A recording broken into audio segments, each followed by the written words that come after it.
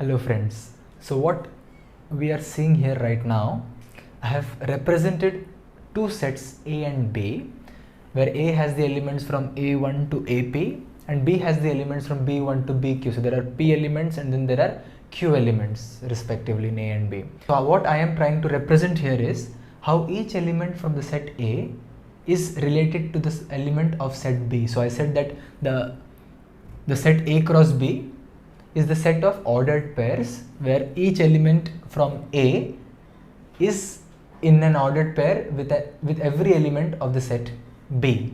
So I have represented it in this way. So this is a simple diagram, very simple to understand. A1, B1, that is the first ordered pair. A1, B2, second ordered pair. B3, B4 up to BQ. Similarly for A2, all the possible combinations, and for AP, all the possible combinations. So we saw previously that the set has P into Q number of elements, that is A cross, the cardinality of the set A cross B is P into Q. Now what we are going to understand is the concept of relations. So now that we understand the Cartesian product, we understand what is the meaning of ordered pair, we can try to understand what is relations. These two concepts were very essential to understand the meaning of relations.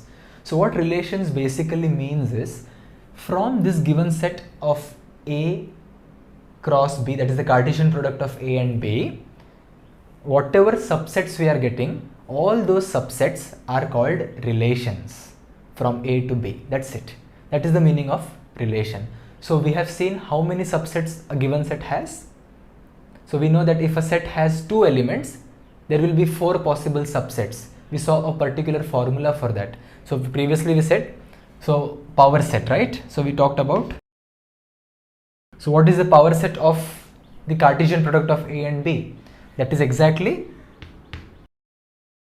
2 to the power of the number of elements in A cross B. So in this instance, the set A cross B, that is the Cartesian product of A and B, has P into Q elements. So there will be 2 to the power PQ. That is the number of subsets, or that is the number of relations that we have.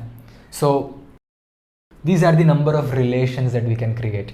So as you might have already guessed, there is one relation that is always common, that is the empty, that is the phi.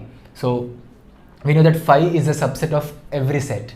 So even for this given set, power set of A cross B, phi is a relation. So we call it as an empty relation. So this is what basically a relation means. And when we are talking about relations, we call this first set, that is A, whichever is coming on the left side of the Cartesian product, as the domain, and whatever is coming on the right side is called the codomain.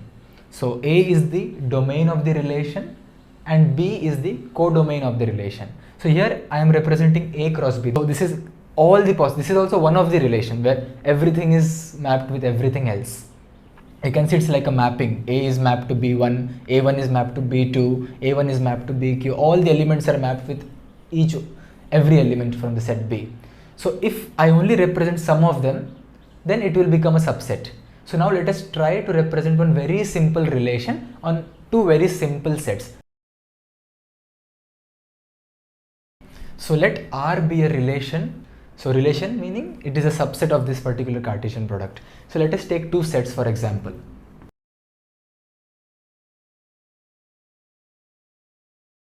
So now I have represented these two very simple sets in this form.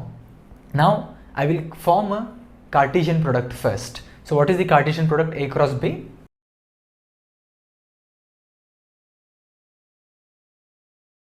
So this is the Cartesian product of these two sets. Now let us take a subset of it. So a subset is having either all the elements or no elements or some of the elements. So this is one of the possible subsets of this Cartesian product. So now I am calling this as a relation R. Okay. So let us try to represent this using this diagram. So for the Cartesian product, everything will be mapped. So let us see relation. So 1 and A. So 1 to A. Then we have 2B. Then we have 1C. 2A. 3C. Okay, so this represents this relation. So you can see that not all the elements are mapped with each one. There are some mappings which are missing. That's exactly what this relation is. Only some of the things are given. So this forms a relation for this Cartesian product on these two sets, and this is how it's representing. So for this relation R, the domain is A and the codomain is B. So we can write,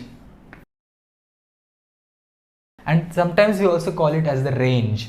So this is also called as a range. So instead of codomain, you can also say range. So there is the difference between codomain and range. So here, since A, B and C all are connected to one of the elements in the set A, so all these three elements come in the range. Suppose the set B had an extra element, say D, E and F, and they didn't have any arrows coming to them, but they are still there. So then the set A, B, C, D, E, F, that would have been the codomain. So it is there with the domain, so it's a codomain.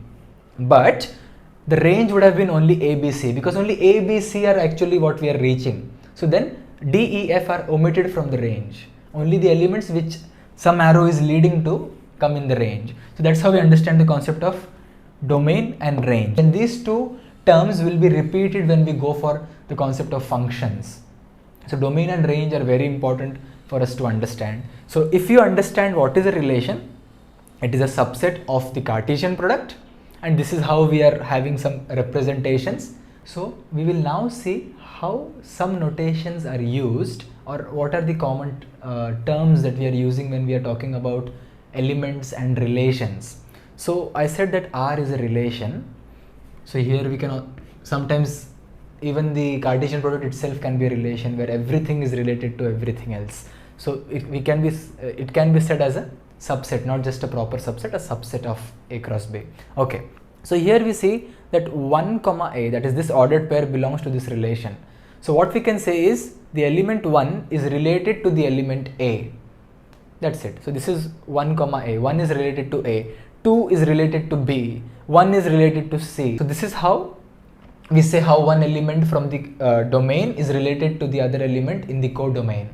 So we can say that if 1 comma A belongs to the relation R, then 1 is related to A, and that can also be written as, but in this particular thing we see that 1 is not related to B. So you can see that 1 is not related to B. In that case we can write 1 is not related to B. We are just putting a strike. So in that case we can also say, that's it. All these things basically mean the same idea.